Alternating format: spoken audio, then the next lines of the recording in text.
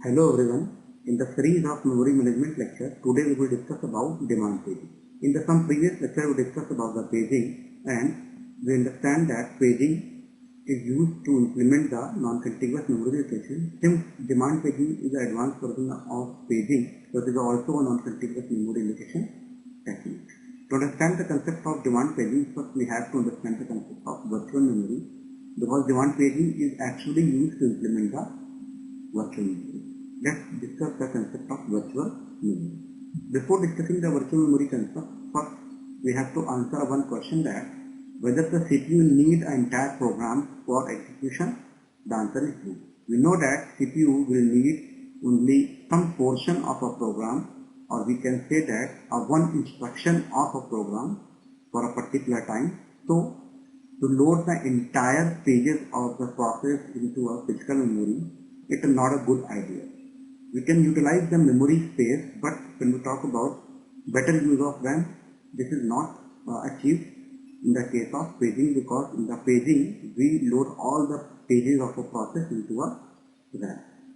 To improve this thing, we have use the concept of virtual memory. In the virtual memory, we have to transfer only those pages that are needed by the CPU. So we can get a better utilization of RAM, because n number of processes can decide or execute concurrently. So we can say that with the help of virtual memory, more than one process can run concurrently, and user feel the better response from the system. And that's so that user feel they have a large physical memory as compared to a actual memory situated into a system. So what will be the benefit of virtual memory? The benefit of the virtual memory is that we have to transfer only some portion of the program for execution, allows the address space to be shared by the several processes, because many processes can run concurrently. More programs run concurrently, less I/O needed for load or serve the process. Since we just load the demanded page or a segment into a memory, so it requires the less I/O needed. When we are transferring all the pages or all the segments of a program, they need a lot of I/O, so that the system will feel slow. But in the case of virtual memory, when page is required or a segment is required, that segment or page is transferred from the secondary storage to primary storage, so they require the less I/O need. To implement this concept, we have two options. The first one is called demand paging, and second is called the demand segmentation. Demand paging is the advanced version of paging, whereas demand segmentation is advanced version of segmentation. In this lecture, we discuss about the demand paging. Before discussing the concept, let's discuss the virtual memory concept through this diagram. In this diagram, CPU will generate the logical address, and we also know that the logical address is also known as the virtual address. That logical address will be mapped through the mapper. Mapper is a data structure through which the logical address will be mapped to a physical. In the case of paging, this mapper is a page table, and in the case of segmentation, the mapper is a segment table. In the virtual memory, when the logical address is generated by CPU, first it's transferred to a mapper, and mapper will see into a main memory whether this page is available. If the page is available, then this page is provided to a CPU, and when the page is not available, that means CPU need a page and page is not available. This is called the page fault, that means page is not available. Then what happens? Then mapper will look into a secondary storage for loading the page into a primary storage, and that required or demanded page or a segment is mapped into a physical storage. After that, the required page is provided to a CPU for execution. In this way, virtual memory concept is implemented. Let's summarize once more time. If you generate the logical address, that logical address is transferred to a mapper. Mapper will first check the main memory whether the page is available or not. If the page is available, we can transfer the page information to a CPU for execution. And if the page is not available, that means there is a page fault. Then the mapper will look into a secondary storage for transferring that required page of segment to a memory. After that, the information is stored in that page or a segment will be transferred to a CPU for execution. In this way, virtual memory concept is implemented. This is another diagram. In this, the virtual memory is larger than the physical memory. It is obvious that in virtual environment, more than one process can run concurrently. So, more processes will generate the logical address so that the logical address space are larger as compared to the physical address. And with the help of memory map, we can map all the pages to a physical memory. When the page is available in the physical memory, it is directly transferred to a CPU. Otherwise, with the help of map table, we look into a secondary storage, and from the secondary storage, the page is stuck in a physical memory. After that information of that page will be sent back to a CPU for further execution. Let's discuss the concept of the demand paging. The demand paging concept is totally depends on the idea which we discussed in some previous slides. In the demand paging, we only brought those pages which are demanded by the CPU. We not served all the pages of a process simultaneous into a main memory. What will be the benefit of demand paging? Less I/O needed, no unnecessarily I/O, less memory needed, faster response, and more user can run concurrently. These are the benefits of the demand paging, because we need only those pages which are required by the CPU. So we need a less I/O interaction, less memory needed because we need only particular page, fast response, and more user can run concurrently. To implement this concept, we have to use two operations. First one is called a step out and second is called a step in. In the step in, the demanded page is transferred from secondary storage to primary storage, and in step out, the page which is not used longer are transferred from the primary storage to secondary storage. This is called a step out. When the page is step out, the operating system will guess next which page will be required, so that page is transferred next time for execution. Similarly to paging system, demand paging is same to paging system with step. It means a stepper is there that will perform the step in and step out.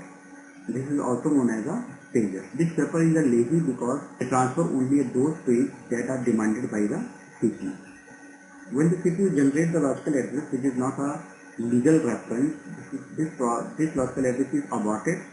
Otherwise, the process is brought into a memory. Let's discuss the basic concept of the paging. When a process to be stepped in, the pager guesses which page will be used before the page is stepped out. इसका मतलब ये है कि जब भी कोई process step in होती है, तो जो स्टेपर है वो ये गेस कर लेता है कि जब ये प्रोसेस स्टेप आउट होगी, जो अभी इन हुई है, उसके बाद कौन सी प्रोसेस यहाँ पर होनी चाहिए. On the behalf of that decision, जैसे ही प्रोसेस स्टेप आउट होती है, गेस्ट पेजेस को वापस स्टेप इन कर लेता है ताकि हमारा एप्लीकेशन कंटिन्यू स्मूथ तरीके से फंक्शनिंग कर सके. So we need a NMU unit that will perform this type of step in and step out with the help of some memory protection like valid stage or invalid stage. What will be the valid and invalid bit? We will discuss this concept into a paging, but we summarize that when in the page table, any frame have the valid signal, that means that page is in the memory. In the case of demand paging, valid or invalid bit plays a very important role. With the help of valid or invalid bit, we can understand that if the page table entry or a page table entry has the valid bit, that means that page is available into a memory, and if the page table entry has the invalid bit, that means that page is not available into a memory. In this way, with the help of valid and invalid bit, we can understand that which page is actually available into a memory and which page is not available into a memory. After some time, when the CPU requires that page which is not into a memory, first we have to go into a secondary storage and brought that page into a primary storage. Simultaneously, as we transfer the page from the secondary storage to primary storage, we will update the page table and assign the frame number in which the page is actually allocated and mark the valid invalid bit is valid. In this way, valid invalid bit plays very important role in order to implement the demand page. Let's discuss the concept with the help of this example. In this example, logical address space have 8 pages A to H, and the page table has the 3 entries page number 0 is mapped to a frame number 4, page number 2 is mapped to a frame number 6, and page number 5 is mapped to a frame number 9. So these frames have valid entries because these pages are available into memory.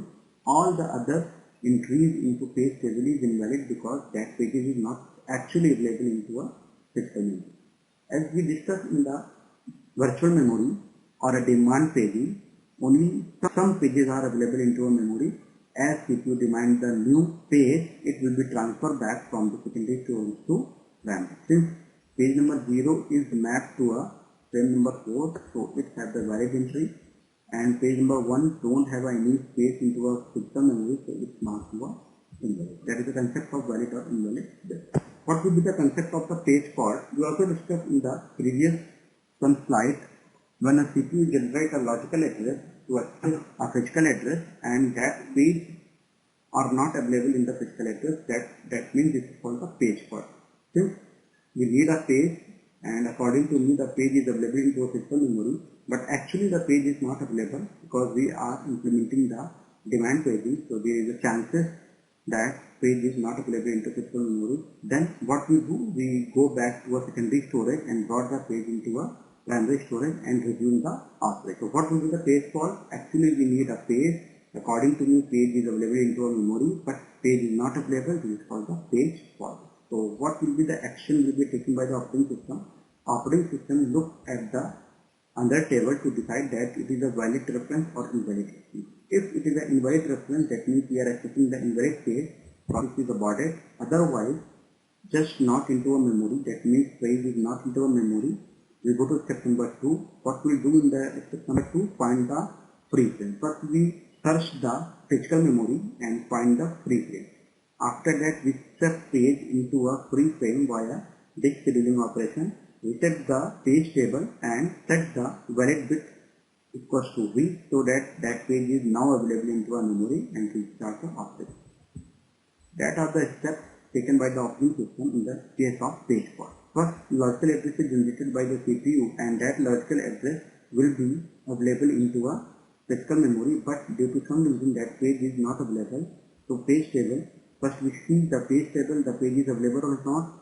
If page is not available, the track is transferred back to operating system. Then operating system will see the page into a backing store and transfer that page into a physical memory.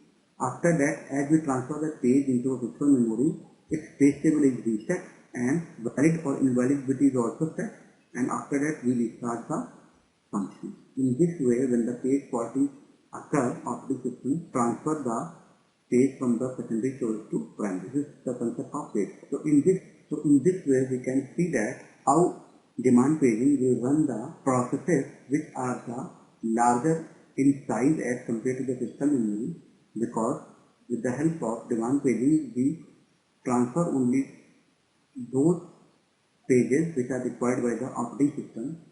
That is a part of process, not an entire process. In this way, if we have a process which size is bigger than the physical memory, can run smoothly with the help of demand paging. That is the benefit of the demand paging. And we also discussed the concept of the page fault. Next lecture we will discuss about the page replacement. What will be the page replacement? What will be the strategy through which we can implement the page replacement? All the things are discussed in the next lecture. Okay, thank you.